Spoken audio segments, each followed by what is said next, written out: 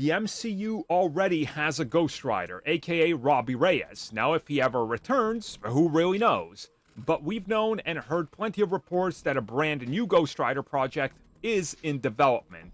And now, according to insiders, a script was written, obviously an early draft of a script, prior to all the Hollywood shutdowns.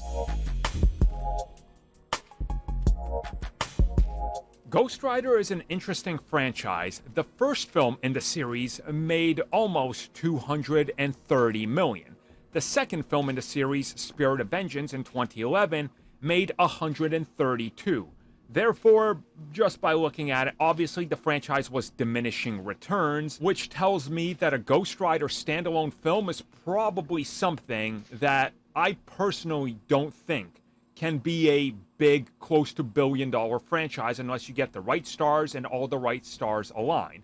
But we know Marvel Studios is always taking on projects, so it's not surprising that we found out recently from various insiders that a Ghost Rider project was in fact put to the forefront of, hey, let's try to do something with this character and maybe bring him into the MCU.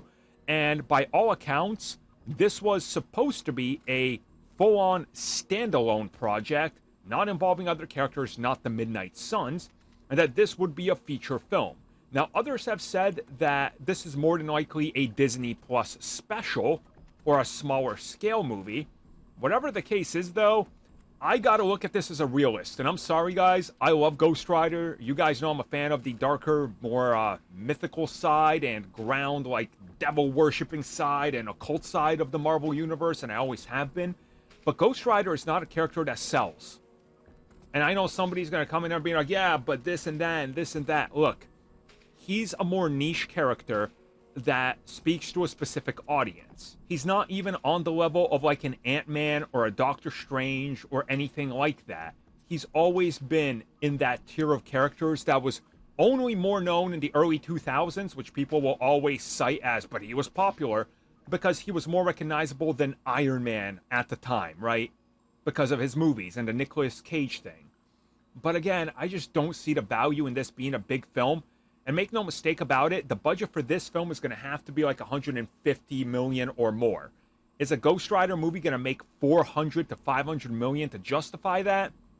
Probably not. So whatever this script that was handed in is, I am leaning on a special or a smaller made-for-Disney film at that, but nothing more.